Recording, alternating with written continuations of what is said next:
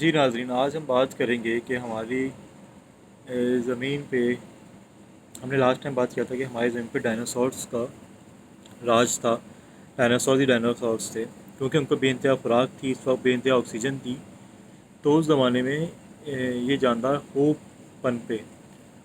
پھر اس کے بعد کیا ہوتا ہے کہ جب یہ جاندار بے انتہا پنپ گئے، پھر بہت زیادہ ان کی آبادی ہو گئی، تو پھر وہاں سے ایک حادثہ ہوتا ہے زمین کے ساتھ۔ زمین پہ ایک ایسٹرائڈ آتا ہے بہت بڑا۔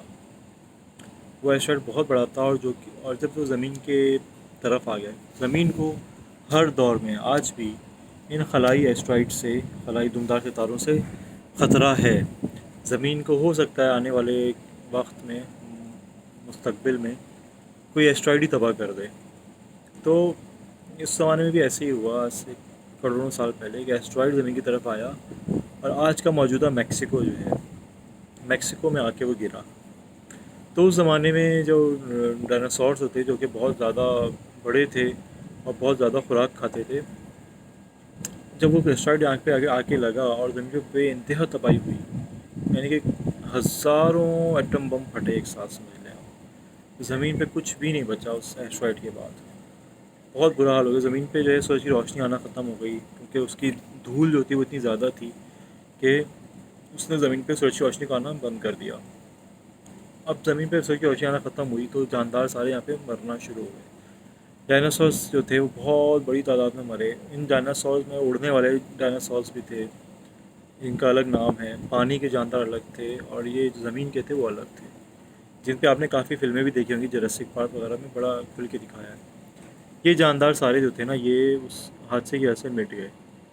جب یہ مٹ گئے تو پھر جو ہے اس زمانے میں ان کے اندر ایوولوشن ہو چکا تھا، اور میملس، اس کو ہم بات کریں کہ آج کی دور جو میملس کی ایج ہے یہ۔ تو اس زمانے میں جو ہے نا، پھر یہ بھی وجود میں آ چکے تھے، ایوولوشن تو ہو رہا تھا، لیکن یہ کھل کے نہیں جی سکتے تھے، کیونکہ ڈائناسور جو تھے وہ ان کے ساتھ ان کا رہنا بہت ہارڈ تھا، لائف ان کے لیے بہت ٹف تھی۔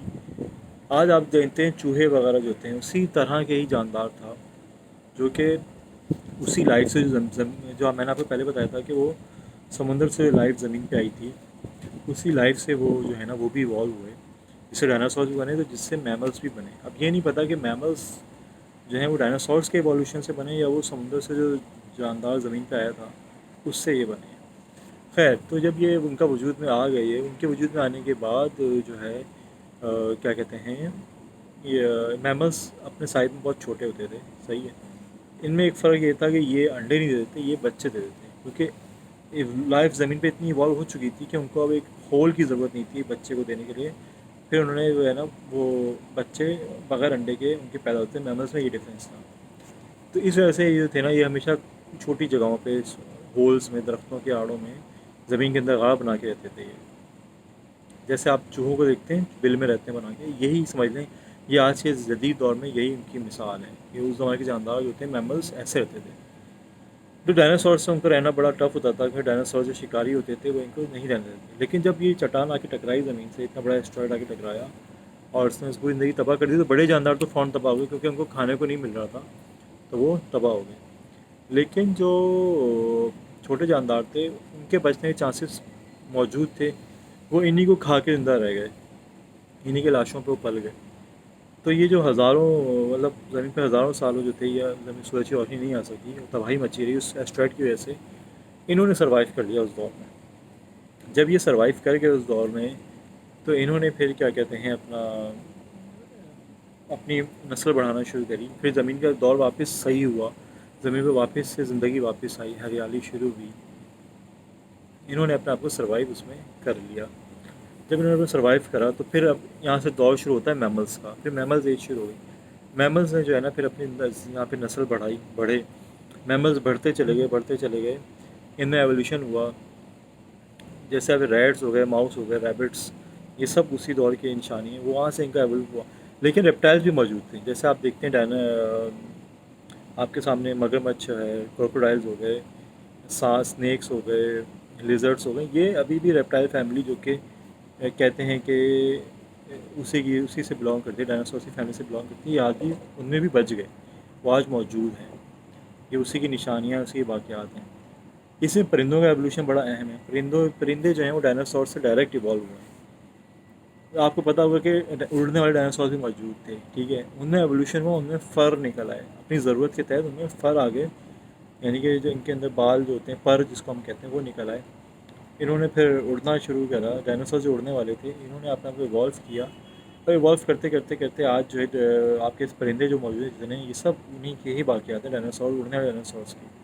یہ سب انہیں کے بچے ہوئے جاندار ہیں. یہ آپ اگر غور کریں, اس پہ ریسرچ کریں, تو آپ کو بہت سارے سائنس ملیں گے جو کہ ان کے ڈائناسور سے ملتے ہیں. خیر, تو پھر میملس لائف جو تھی, میملس بچے دیتے تھے, یہ آپ کو پتہ ہے. تو میملس جو ہیں وہ انہوں نے اپنی لائف بڑھائی, انہیں میں جو ہے نا ایوالوشن شروع ہوا. ان میں پھر ان کی ڈفرینٹ جو ہے نا ڈی این اے میں چینج آتے گئے. ان ڈی این اے کے چینجز کی وجہ سے نا ان میں ڈفرینٹ فیملی ٹری ان کا بڑھتا گیا. یعنی کہ ریٹ سے جو ہے آپ کو کیٹ فیملی شروع ہوئی, اسی ریٹ سے آپ کی جو ہے نا وہ منکی جو ہوتے ہیں سارے, یہ شروع ہوئے, ان کی نسلیں بڑھیں. انہی سے جو ہے نا چوپائے بنے سارے. ان چوپایوں سے جو ہے نا آپ کو پتہ چلے گا کہ کاؤ, کیمل, ایلیفینٹس, یہ پوری فیملیز بننا شروع ہوئیں ڈفرینٹ. اور منکی فیملی جو تھی, ادھر سے ایپس کی جو فیملی تھی, وہ اس فیملی پہ زیادہ فوکس کیا جاتا ہے, کیونکہ سائنس کی ایوالوشن کے مطابق اسی سے ہی انسان کی زندگی شروع ہوتی ہے. جب جو ایپس وغیرہ تھے, وہ ایپس جو تھے وہ درختوں میں رہتے تھے.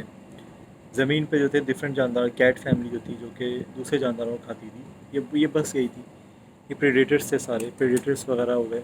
جتنے ڈاگ جو ہو گئے, ولف فیملی, یہ سارے جو تھے ایوولوشن کی وجہ سے سب وجود میں آتے چلے گئے. اور پھر جو ہے نا اس کے ساتھ ہی جب ایپس جو تھے جو درختوں میں رہتے تھے, اب کہا جاتا ہے کہ افریقہ کے جو ایپس تھے جو درختوں میں رہتے تھے, تو ہوا کیا وہاں پہ جو ہے نا ان کو ایک خوش سالی کا موسم جھیلنا پڑا, بہت لمبے عرصے کے لیے. تو ان کو ان کے درخت وغیرہ سارے ختم ہو گئے, ان کو زمین پہ آنا پڑا. جب زمین پہ آنا پڑا, زمین پہ آنے کے بعد جو تھے نا ان کے وجود جو تھے نا بھاری ہو گئے. جیسے آپ کو گوریلے وغیرہ دکھتے ہیں جو کہ زمین پہ چلنے والے جاندار ہیں, وہ بھی سمجھ لیں اس طرح کے جاندار تھے, ایپس. آج یہ انہیں کی باقیات ہیں. تو جب انہوں نے زمین پہ چلنا شروع کیا, جب چلتے ہیں زمین پہ, تو ان کو پھر درختوں سے بھی چیزیں کھانی پڑتی تھیں, زمین سے بھی. انہوں نے وہاں سے دو پاؤں پہ چلنا شروع کرا, کیونکہ درختوں سے بھی چیزیں اتارنی ہوتی تھیں ان کو, زمین پہ بھی. وہاں سے دو پاؤں پہ چلنا شروع ہوئے, دو پاؤں پہ چلتے چلتے چلتے وہاں سے پھر کہتے ہیں کہ وہاں سے کڑی ملتی ہے ہوموسیپینس جو ہیں, جو کہ ہمارے آباء و اجداد کہلاتے ہیں انسانوں کے. ہماری ڈسکشن کیونکہ سائنس کے لحاظ سے ہو رہی ہے, اس کا میں مذہب سے بھی بالکل اس کو وہ نہیں کر رہا. یہ میں ایک سائنس کی اسٹوری بتا رہا ہوں کہ مذہب میں حضرت آدم سے اسٹوری شروع ہوتی ہے, وہ ایک الگ ٹاپک ہے. آج کی گفتگو کمپلیٹلی سائنسی گفتگو ہے, جو کہ سائنس کیا کہتی ہے, اور سائنس کے بڑے ٹھوس شواہد ہوتے ہیں, بڑے ٹھوس ریزنز ہوتے ہیں. اس کو ریجیکٹ کرنا اتنا ایزی نہیں ہوتا ہے, تو اسی لیے ہم سائنس سے ہی بات کریں گے.